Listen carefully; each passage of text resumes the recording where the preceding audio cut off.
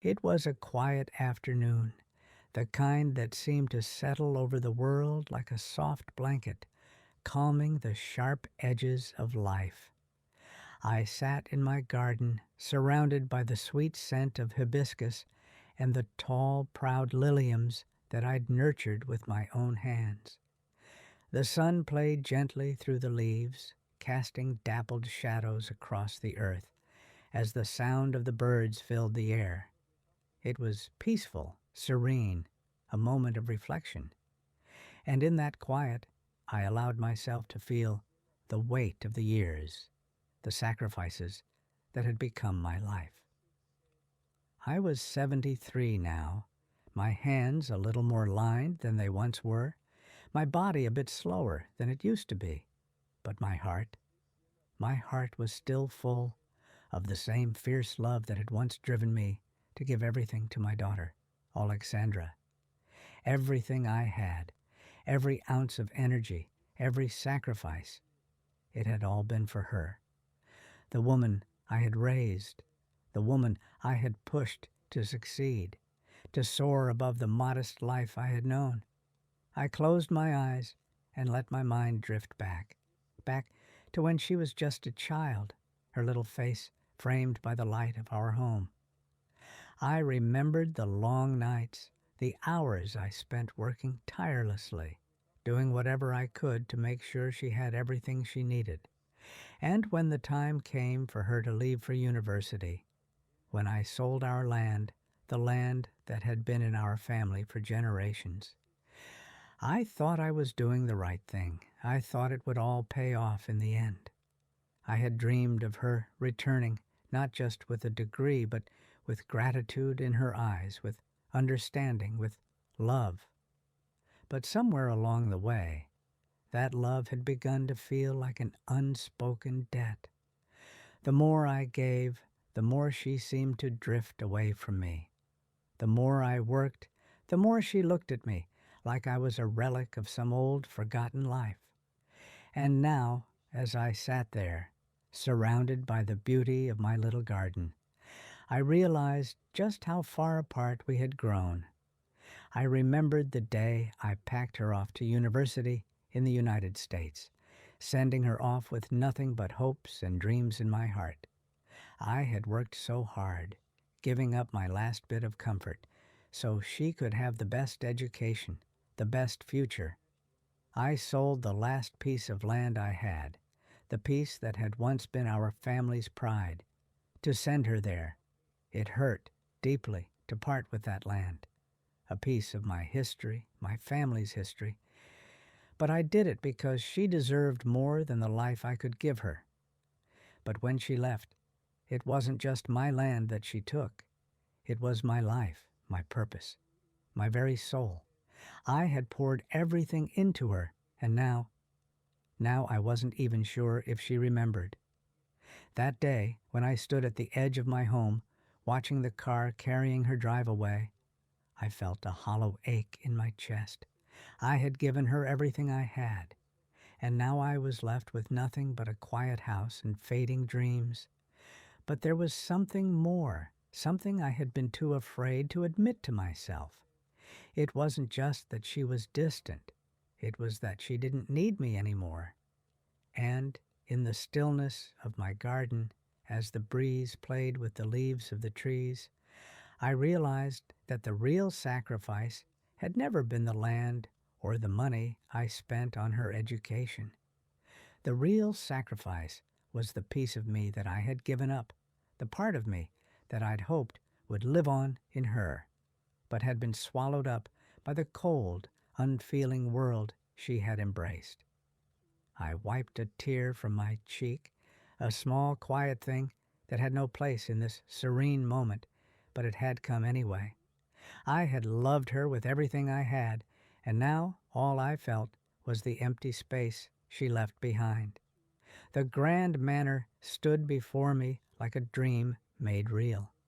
I had always imagined this day, knowing how much it meant to Alexandra, how much she had worked for this. I thought back to all the sacrifices I had made, all the years of hard work, the sleepless nights, the many jobs I had taken on, just to ensure she had everything she needed. Now, standing in the lavish surroundings of this place, I couldn't help but feel an overwhelming sense of pride. The moment had finally arrived. My daughter, the woman I had dedicated my life to, was about to take the step into her new life, and I had done everything to make it perfect. I was dressed in my finest, the royal blue lace dress I had specially made. As I stepped out of the car, my heart was full of anticipation. Today was supposed to be my reward, the moment when I would see the culmination of everything I had given, the happiness of my daughter surrounded by friends, family, and love. But something was off. The air felt cold, distant. As I entered the grand ballroom, my eyes searched for Alexandra. There she was, in her stunning white gown, the very image of elegance. But she didn't look at me, not once. "Welcome," a voice interrupted my thoughts. A young woman, dressed in black, extended a professional but emotionless smile. "Mrs. Vasilenko, we've been expecting you." I smiled, trying to ignore the creeping discomfort. "Thank you," I said, but my words seemed hollow, swallowed up by the overwhelming luxury of the place. "Let me show you to your seat," she continued, but instead of directing me to a place of honor, like I had imagined, she guided me to the back. The cold steel kitchen doors loomed ahead. The hum of the machinery inside and the overwhelming smell of grease and cleaning products hit me like a wave.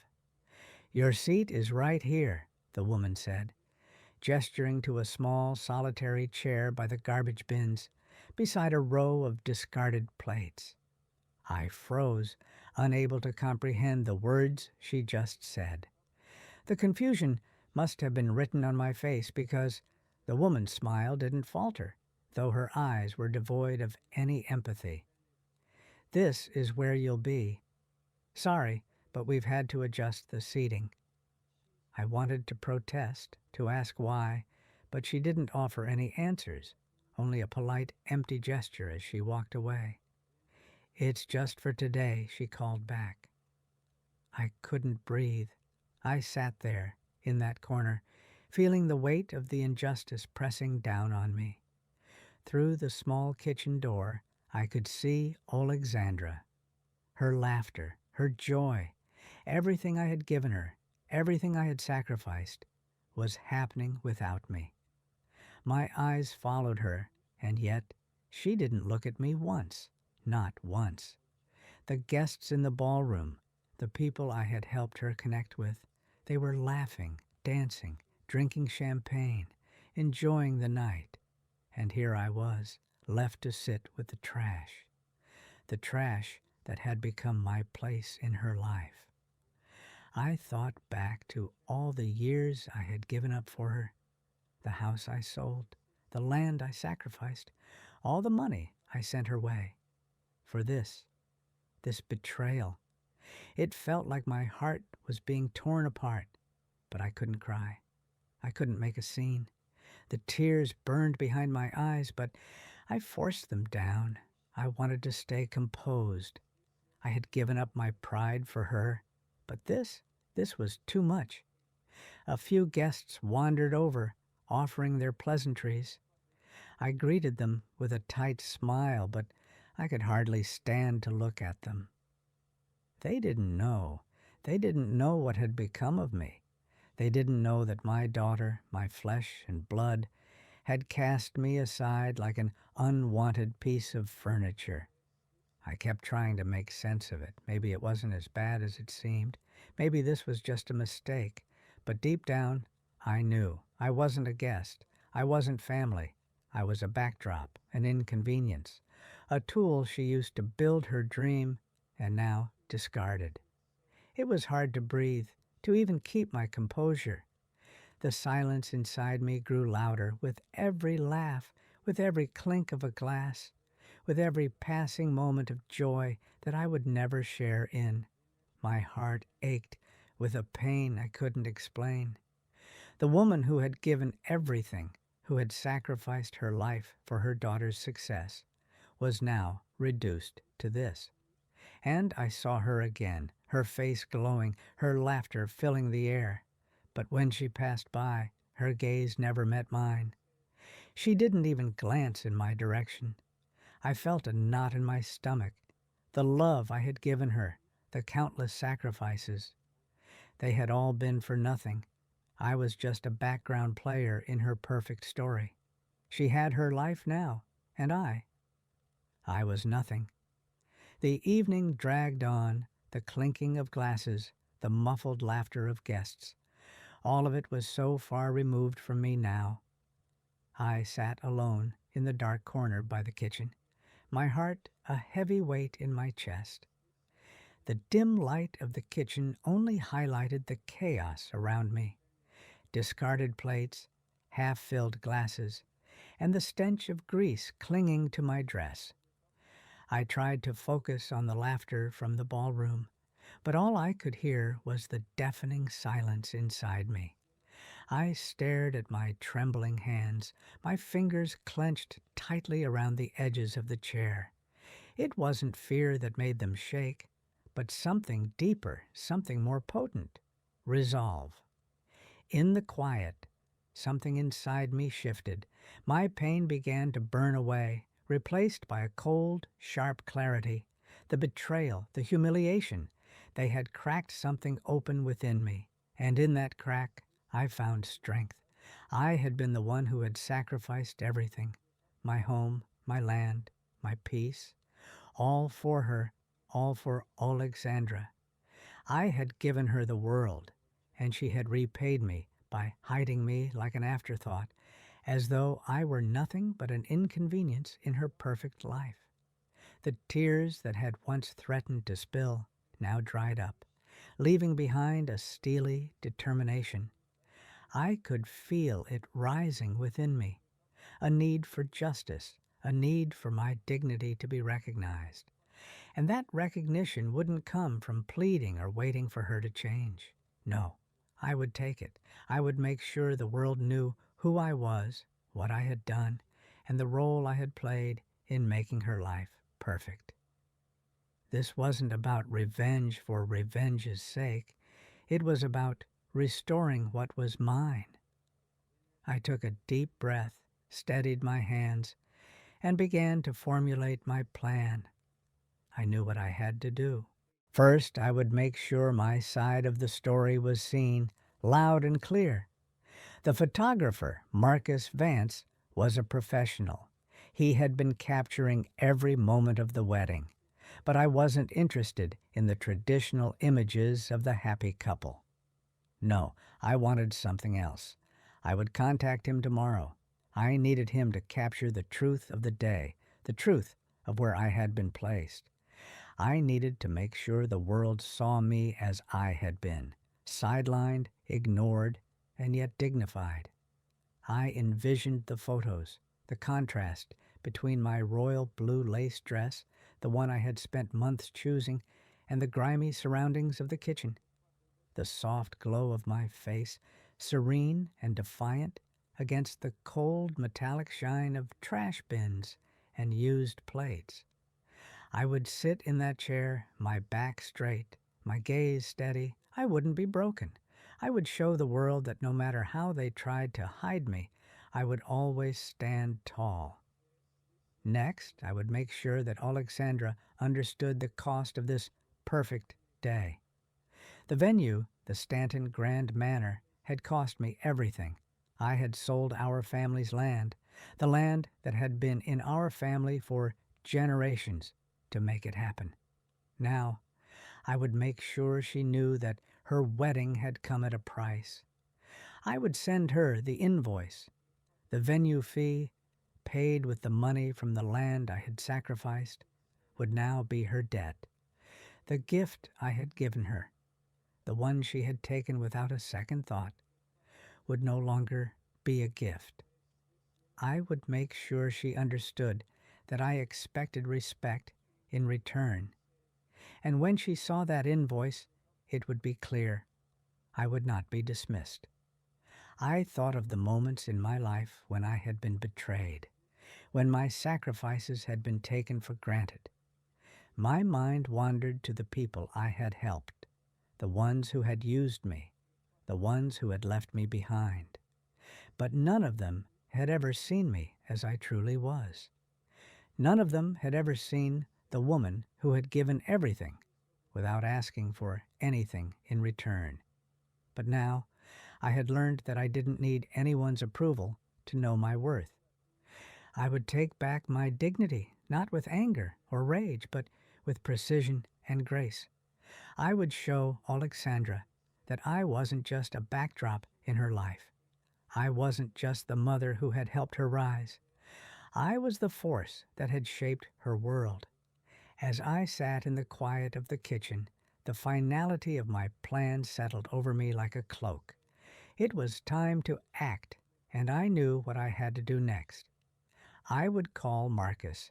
I would set the wheels in motion, and I would not be silent any longer. I had no illusions.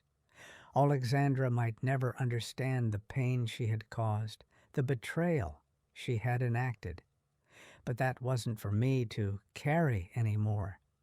I would reclaim my place in the world, and I would make sure that she would never forget who had made her dreams come true. The power was in my hands now, and I would use it. The silence in the kitchen was almost suffocating, but in that silence, I found my resolve. It was late into the evening now, and I had stayed long after the laughter had died down. The music faded, and the lights in the ballroom dimmed. The guests had long since dispersed, and the shadows in the kitchen felt like old ghosts, whispering stories of the truth I'd been denied. I took out my phone, the quiet glow illuminating my face. My fingers, steady now, tapped on the screen as I searched for the name I needed. Marcus Vance, a photographer I had trusted once before, a man of precision and professionalism. He was no mere cameraman. He was someone who could capture the soul of a scene, the emotions woven into every frame. And tonight, I needed him to see my truth.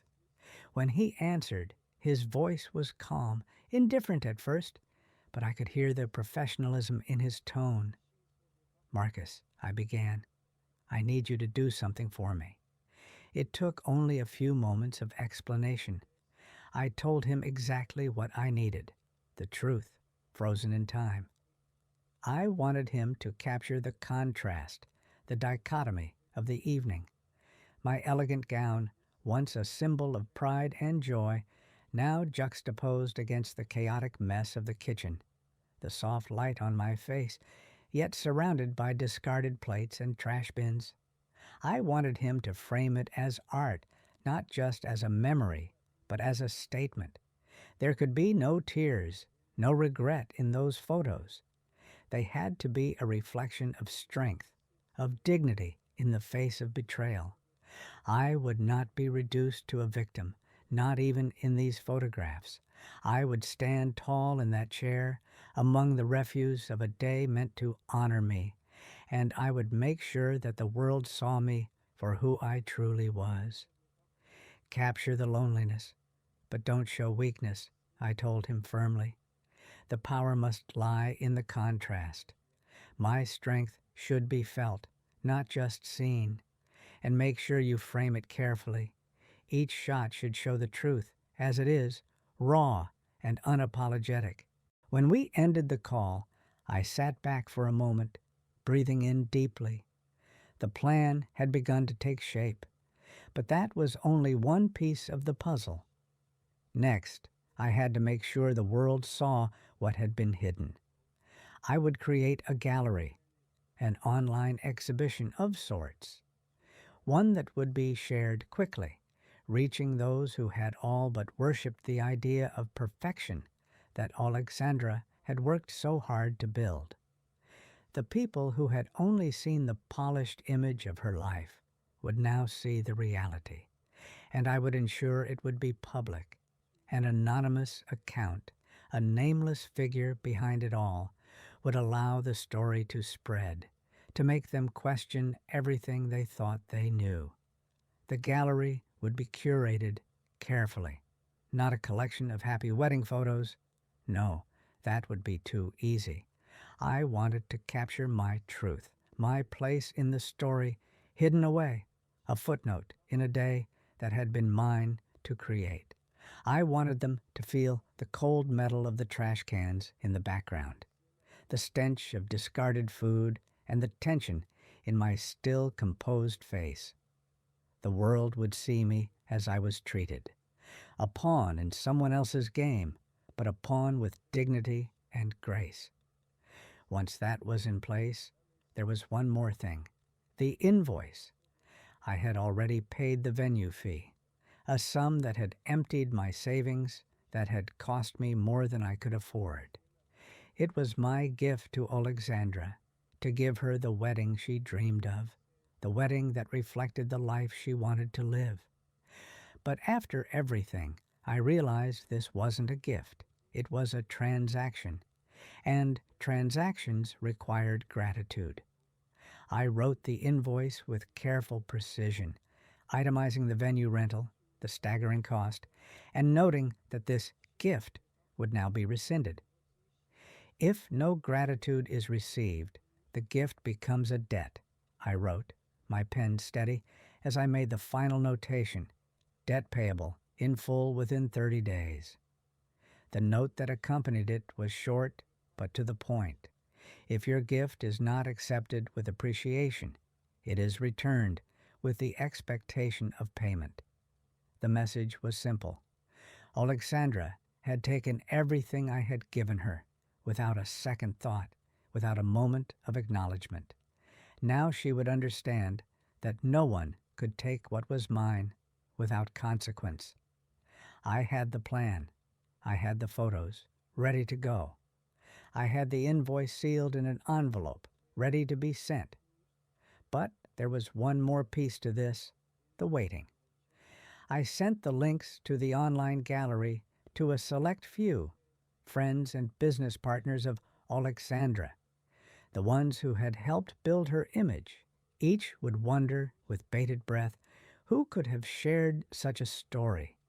Each would feel the pressure of this unknown entity revealing the truth. The night before everything went live, I sat quietly in my garden, the stars above a silent witness to my plans. I thought about Alexandra and the young woman she had become. She would never understand. Not yet, perhaps never. But that didn't matter anymore. What mattered now was that I had reclaimed my dignity. I had turned the tables, taken back the control. Tomorrow, the world would see. They would see the woman who had given everything for her daughter, and they would see the cost of ignoring her. And for the first time in a long while, I felt peace. The first ripple spread quickly. The online gallery, a simple yet powerful tool of my creation, had gone live, and the world was starting to see it. At first, Alexandra didn't notice. She was still lost in the haze of her honeymoon, basking in the glow of a new life with Julian. But I knew, deep down, that the moment she returned, she would feel it. I watched with calm satisfaction as the photos began circulating. Each image, each glimpse into my humiliation was being passed along, first by close friends, then by business partners, and soon by strangers. Alexandra's carefully curated world was beginning to unravel. The first message came to her when she returned home. One of her closest friends, a woman she had known for years, called her in a panic. "Alexandra, have you seen what's going around?" The words at first didn't make sense to her, but as she logged into her social media accounts, everything clicked. There they were, photos of her mother sitting alone behind the kitchen doors, a picture of isolation and rejection. And they were everywhere. At that moment, I felt a quiet victory wash over me. It was working. Slowly, at first, then, with growing speed, the photos spread. Business partners of Julian's were sending messages. Friends of Alexandra were sharing their shock. My plan was coming to fruition. The truth had been unveiled, and now there was no going back. Alexandra, still in the blissful bubble of her honeymoon, could no longer hide behind the fantasy she had built. Reality had a way of creeping in. By the time Alexandra returned, the storm had already started. Her first phone call was from a close friend, her voice trembling. "Alexandra, what the hell is going on? Who did this?" "Your mother." At first, Alexandra couldn't believe it. "It must be a joke," she said, trying to convince herself. But as the images began to appear under her social media posts and on the pages of friends, reality started to settle in. Her mother, my face.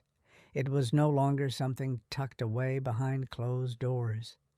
The shame, the rejection, the cruelty she had wrought on me was now public. Alexandra's pristine image, the one she had spent years building with careful manipulation, cracked. The illusion she had so carefully sculpted was starting to fracture, and there was nothing she could do to stop it. The photos, so simple, so raw, had shattered her carefully constructed narrative. The phone calls kept coming, the messages, the whispers. Alexandra could no longer ignore the growing firestorm. Her reputation was on the line, and it was beginning to burn down. The business partners she had once leaned on were now questioning her, pulling away, reluctant to be associated with someone whose family dynamic was now exposed to the world. Her friends, the ones who had admired her perfect life, were no longer praising her. They were asking questions. Her social media accounts were flooded with comments about her mother, about the disrespect shown.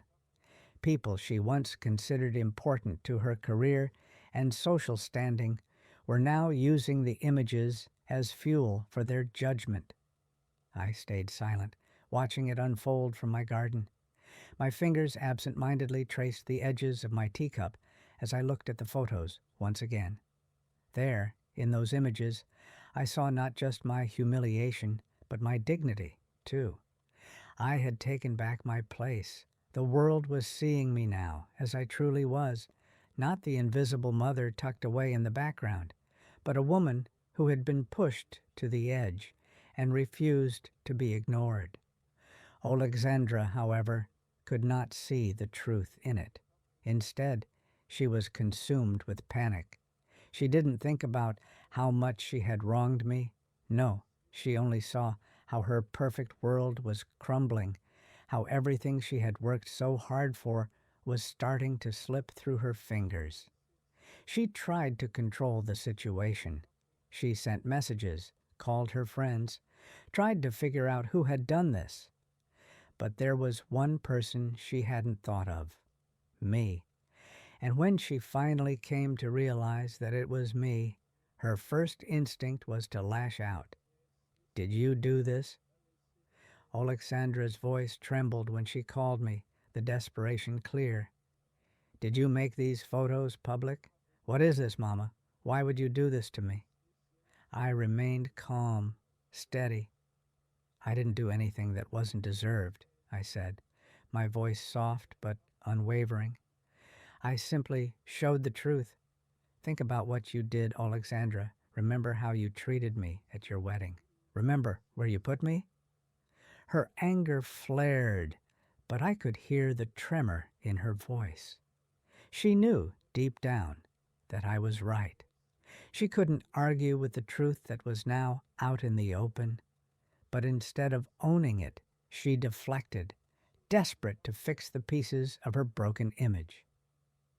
The first calls from her business partners came the following days. One by one, they began pulling away, citing the media frenzy surrounding her family as the reason. Some even hinted at severing ties altogether. The idea of being associated with someone who had so callously disregarded their own mother didn't sit well with people whose careers depended on a flawless reputation. As I watched all of this from my quiet home, I felt no satisfaction in the destruction. There was no joy in seeing my daughter's world crumble. But there was something sweeter, the peace that comes from knowing that my dignity was no longer for sale. Alexandra had tried to strip it away, but now the world could see who she truly was, and for once I didn't have to fight for my place. I had earned it. The phone rang, and Alexandra's name flashed across the screen. I didn't hesitate to answer. I had known this call was coming. She had tried to avoid it, tried to ignore the truth, but now the storm had reached her doorstep, and there was no place left for her to hide. I could hear the panic in her voice, barely restrained as she greeted me. "Mama, what did you do? Why did you publish those photos? You've ruined everything. You have to take them down. This isn't funny." Her words tumbled out, frantic and urgent, each one laced with desperation. I could almost picture her standing there, trying to maintain the last shred of control she had over the unraveling mess of her life. I remained calm, unwavering. "Alexandra," I said, my voice soft but steady, "it's not me who's ruined things. It's you who decided to erase me from your life. You chose to hide me behind the kitchen doors. I've just taken back what belongs to me after all these years." She fell silent for a moment, the weight of my words sinking in. "I didn't deserve this." Alexandra's voice cracked, a hint of vulnerability slipping through her usual self-assurance. "You should have done this differently. You should have handled it more delicately. I'm your daughter. How could you embarrass me like this?" Her words were laced with guilt and frustration, the old familiar pattern, the manipulation, the attempts to shift the blame. She wanted me to feel guilty, to apologize, to undo what I had done. But I would not be swayed. "I did what was necessary," I replied, my voice calm, measured. "You didn't appreciate my sacrifices, Alexandra. You never understood the price of everything I gave up for you. Now we're here, and you're the one who has to face the consequences of your actions." There was no anger in my tone, only a quiet certainty. I had finally found my voice, and it was stronger than ever. Alexandra took a deep breath, trying to regain her composure. "But, Mama, you don't get it. You know I've always loved you, right? I've always cared about you. But this isn't normal. These photos, they're making me look like a monster." I could hear her trying to soften the moment, trying to manipulate my emotions, to make me feel the way she wanted. But I wasn't that woman anymore. I had learned too much, seen too much. I knew what she was doing, and I wasn't going to fall for it. "Love, Alexandra," I said, my voice barely above a whisper, "is not measured by grand gestures or the things you show others. Love is about respect, about seeing the other person for who they are. And you lost that when you chose to treat me like a background prop in your perfect life. This isn't about the photos. It's about how you treated me. I'm just making sure the world sees what I've been hiding for years." There was a long pause on the other end of the line. She didn't have an answer for that. She couldn't. She tried once more to salvage the situation. "Look, I'm willing to fix this, okay? I'll take care of it. I'll take the photos down. Just please don't make it worse. Let's just forget about this and move on. I'll even pay you back for the venue. It'll all go away, and we can go back to being a family." Her voice wavered, desperate, and I could hear the panic rising again. She was trying to buy me off, trying to fix things with money, the same way she had tried to fix everything else in her life. But I wasn't interested in money anymore. Not from her. Money's already been spent, Alexandra, I replied, my tone cool and final. What matters now is not the money, but your reputation. You see, your gift is no longer a gift. It's a debt, and I think you know that. She fell silent, her breath catching in her throat. The truth, like a bitter pill, was beginning to settle in. I could feel her on the other end of the line, trying to hold on to the last thread of control she had left. I'll fix it, I swear. Just tell me what you want me to do. I exhaled slowly, finally letting the weight of the situation settle over me. What you can do, Alexandra, is reflect. Reflect on what this moment means. Reflect on what you've done and on what I've done. This isn't about you fixing it. It's about you understanding why it happened. And right now, that's something you need to do alone. She didn't say anything after that. The phone line hummed with the uncomfortable silence, the distance between us suddenly more palpable than ever before. The next day, the phone calls from her business partners began. One after another, they reached out, concerned, questioning her. Why had they all seen those images? How could she let something like this happen? They weren't asking out of sympathy. They were asking because her perfect image had cracked. And they could see it. They could feel it. I remained on my own path, quiet, focused. I wasn't a victim anymore. I was the one who had reclaimed my dignity, and now Alexandra would have to face the consequences. I didn't need to say anything more. Her world, once built on a fragile facade, was now crumbling under the weight of its own lies. The sun was setting over the sea, casting a golden glow across the horizon. I sat on my bench in the garden, the familiar scent of jasmine and the sound of gentle waves washing up against the shore filling the air. My garden had always been my sanctuary, but now, more than ever, it felt like home. It was a place of peace, a place where I could be alone with my thoughts, away from the noise of the world. I had found my peace again. I leaned back, my eyes resting on the calm waters in front of me. It had been days since the photos and the invoice had spread across the internet, and while the consequences of my actions had rippled through Alexandra's life, mine had taken a turn for the better. For so long, I had lived with the need for approval. From Alexandra, from others, from everyone. I had given everything for her success, for her happiness, believing that my worth was tied to how she saw me. But that was over. The truth had been exposed, and I had reclaimed my dignity. I no longer needed anyone's validation. I had come to understand that my value wasn't in what I had sacrificed or given up for others.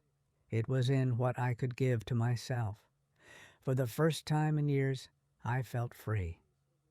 As I sat there, the silence of the evening enveloped me. I reflected on all that had happened. I had spent so many years trying to be the perfect mother, the perfect support. But perfection had been a cage. It had kept me locked away in a role where I was nothing more than a background player in someone else's story. Now, I was the author of my own. I thought back to the day when I had decided to take control. When the photos went viral, when the world saw me as I had been hidden, I had known then that it wasn't just about revenge. It was about reclaiming my place in my own life. I didn't need Alexandra's approval or anyone else's. I had found something more valuable than their acceptance, my own peace. Meanwhile, Alexandra and Julian were facing the fallout from their actions. Their world once built on the fragile foundation of appearances, had begun to crumble. The social circles they had once depended on were slipping through their fingers, and the image they had so carefully crafted was falling apart. Business partners started pulling away, colleagues distanced themselves, and friends who once adored them now whispered behind their backs. I couldn't help but notice the irony. Alexandra had always believed that success and status would shield her from everything. But now it seemed that her reputation was doing the exact opposite. It was isolating her. The very thing she had taken for granted had now become her greatest weakness. I had heard whispers of their troubles. I had heard that their marriage, once so carefully curated, was now under strain. Alexandra and Julian were no longer the untouchable power couple. Their cracks were beginning to show, and there was no escaping the consequences of their actions. The once confident woman who had discarded me, who had used me as a stepping stone, was now staring at the remnants of her perfect world. I didn't feel satisfaction from this. It wasn't about vengeance, but I couldn't deny the truth. Alexandra had always believed she could control everything. Now, for the first time, she was feeling what it was like to be powerless. As I watched from the sidelines, I couldn't help but notice how their lives were unraveling. They were caught in the storm of their own making. They had tried to play the game of appearances, but appearances had failed them. What was left now was the truth. I wasn't a part of that world anymore. My world was here in the quiet of my home, in the peace I had found within myself. Alexandra and Julian had lost what they thought was important, and I had gained everything I needed. I thought about the years I had spent focusing on what others expected of me, the years I had spent hiding behind my daughter's shadow, hoping that one day she would see the sacrifices I had made for her. Now I realized that I had spent far too long waiting for her approval. I was no longer waiting. The phone rang one afternoon, interrupting my peaceful thoughts. It was an old friend, someone I hadn't heard from in years. He was a businessman from my past, someone I had once worked with before life had pulled me in different directions. He had heard about what happened and, to my surprise, called to offer his apologies. "I heard about what you've been through, Maria," he said. "I'm sorry for how things went down. You've always been someone who gave everything for your family, but now it's time to live for yourself." His words were unexpected, but they gave me hope. He invited me to a charity event where I could showcase my paintings. It had been years since I'd picked up a brush, but the idea felt like a new beginning. I had put my own passions aside for far too long, focused only on being a mother. But now I had the freedom to explore what I wanted for myself. I could paint, I could create, I could live for me. And so I began again. With a fresh outlook and new opportunities, I started to embrace the life I had once put on hold. The paintings, the exhibitions, the joy of creating. It was all mine now. I had the chance to rediscover myself, to build something new just for me. As for Alexandra, I didn't know what would become of her. She had made her choices, and now she would face the consequences. I couldn't change that for her, but I knew one thing for certain. I would no longer be the woman who waited in the shadows, hoping for recognition. I was finally free, and I was ready to live my life on my own terms.